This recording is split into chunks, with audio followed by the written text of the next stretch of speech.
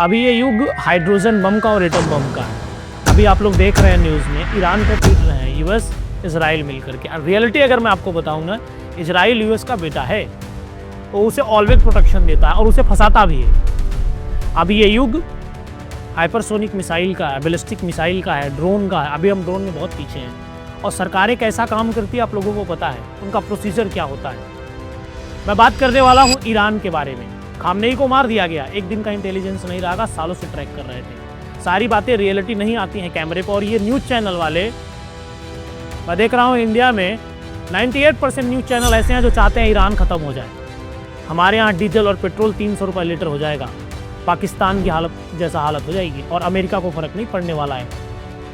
40% oil हम वहाँ से इंपोर्ट करते हैं और उसके अगर देखा जाए इंटरनेशनल बॉर्डर से तो 80% हमारा ऑयल रिजर्व आता है। अमेरिका को फ़र्क पड़ने वाला नहीं। ओनली 7% इस्लामिक कंट्री से ऑयल वो इंपोर्ट करता है, उसको फ़र्क पड़ने वाला नहीं है। और मैं आपको बताना चाहूँगा, हम बात करते हैं नैतिकता की, हम बात करते हैं इथिक्स की, हम बात करते हैं शांति की। नहीं चलेगा दोस्त, ताकत से जंग जीती जाती हैं। हाइड्रोजन बम का जवाब हमें उसी की भाषा में देना होगा। जब जंगें होती हैं तो शांति काम नहीं आती है, लड़ना होगा और हमें अपना एटॉमिक प्रोडक्शन बढ़ाना होगा, हमें हाइपरसोनिक मिसाइल बनानी होंगी। और मैं आप लोगों से कहना चाहूँगा, ईरान हमारा सच्चा मित्र है, मैं उसका सपोर्ट करता हूँ, मैं उसके खिलाफ में नहीं हूँ। अब ये वक्त आ चुका है जब हमें अपनी ताकत को बढ़ाना होगा। अगर हम अपनी ताकत नहीं बढ़ाएंगे, कमज़ोर आदमी हमेशा मारा जाता है। कमज़ोर आदमी की कोई नैतिकता नहीं होती, उसके बारे में कौन सुनता है। वक्त के साथ हमको चलना होगा। अगर हमारे पास ताकत नहीं होगी तो हम मारे जाएंगे। मैं सिकंदर को मानता हूँ, मैं हिटलर को मानता हूँ, मैं नेपोलियन को मानता हूँ, मैं अशोक सम्राट को मानने वाला आदमी हूँ। अशोक सम्राट ने गलती कब की? जब उसने लड़ना छोड़ दिया। अगर आप लड़ना छोड़ दोगे आपका पतन तय है। अरे यार, जंगें तो होंगी और जंगों से जो भयभीत हुआ वो मारा जाएगा। अमेरिका क्या करता है? अमेरिका का कोई लॉस नहीं है। अगर आप लोगों को लगता है कि यूएस का लॉस है, बिल्कुल नहीं है। यूएई पैसा दे रहा है, बहरीन दे रहा है, कतर दे रहा है, सऊदी अरबिया दे रहा है, उसको क्या फर्क पड़ता है? उसका पर्सनल इंटरेस्ट नहीं है, उगाही कर रहा है, अपने हथियार बेचेगा। फिर जिन लोगों को लगता है कि अरे यूएस, मैं देख रहा हूँ न्यूज़ में यूएस खत्म हो जाएगा, कुछ नहीं होगा भैया, अपना प्रोडक्शन बढ़ा रहा है, वो स्मार्ट बिजनेस कर रहा है। और न्यूज़ वाले तो आपको मूर्ख बना रहे हैं। दुबई से $1 बिलियन ले रहा है, सऊदी अरबिया से $1 बिलियन ले रहा है, कतर से ले रहा है, उसको क्या फर्क पड़ता है? सब पैसे देते हैं उसको, हर जगह अपना सैन्य अड्डा बना के रखा हुआ है। ताकत बनानी होगी और हमें भी अपना, हमको यूएस नहीं सिखाएगा कि हम किससे ऑयल ले या ना ले। तुम होते कौन हो मुझे बताने वाले कि 30 डेज हम रूस से तेल ले सकते हैं? अरे हमारा मन होगा हम लेंगे, नहीं मन होगा हम किसी और से लेंगे। आप हमको नहीं बताओगे सर। वो इसलिए हमको बताता है क्योंकि सारी टेक्नोलॉजी उसके पास है। और मैं आज आपको बता दूं, ईरान को यूएस को ख़त्म करने में बहुत टाइम नहीं लगेगा। आप रियलिटी को मानो, जो कमज़ोर है वो मारा जाएगा। ताकत हमको इकट्ठा करनी होगी। ईरान से मेरी बहुत सहानुभूति है, मेरे लिए वो प्रिय है, अत्यंत प्रिय है, क्योंकि वो हमारे सपोर्ट में खड़ा होता है। पाकिस्तान के विरोध में जाकर के इंडिया का समर्थन करता है वो। मैं ईरान के खिलाफ में बिल्कुल नहीं हूं। हर कंट्री का अपना एक प्रोटोकॉल होता है। खामनेई के अंदर अगर बुराई थी तो अच्छाई भी थी। आदमी अच्छा होता है और बुरा भी होता है। तो रियलिटी से मत भागो, ताकत इकट्ठा करनी होगी।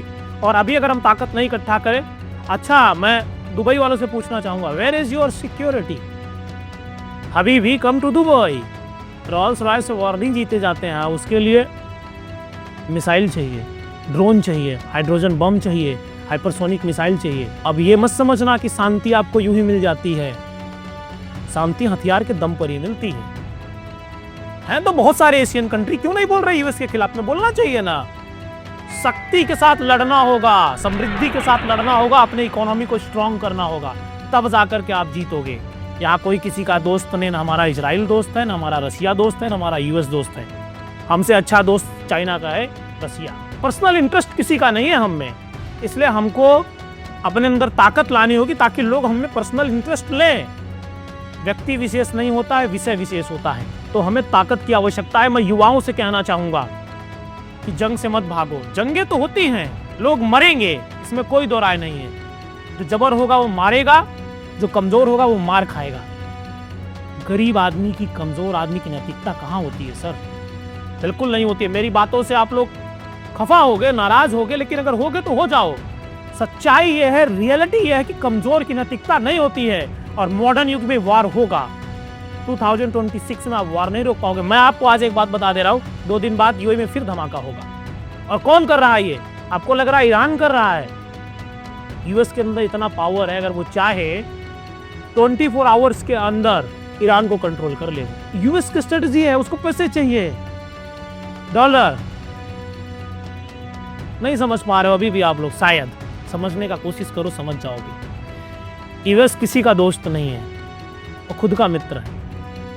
ट्रंप के खिलाफ जितने लोग हैं ना, आने वाले वक्त में सब सपोर्ट में आ जाएंगे। यूएस की रणनीति ही होती है, इस सब को लड़ाते रहो और पैसा छापते रहो। कौन खरीदेगा इनका हथियार? वार नहीं होगा तो अब ये वक्त आ चुका है कि भारत को भी अपना स्टैंड लेना चाहिए और पहले आप वाला सिस्टम खत्म करना चाहिए। पहले मैं, पहले मेरा, पहले मुझसे, मैं ही करूँगा। इसकी ओर हमें बढ़ना चाहिए, लड़ना चाहिए।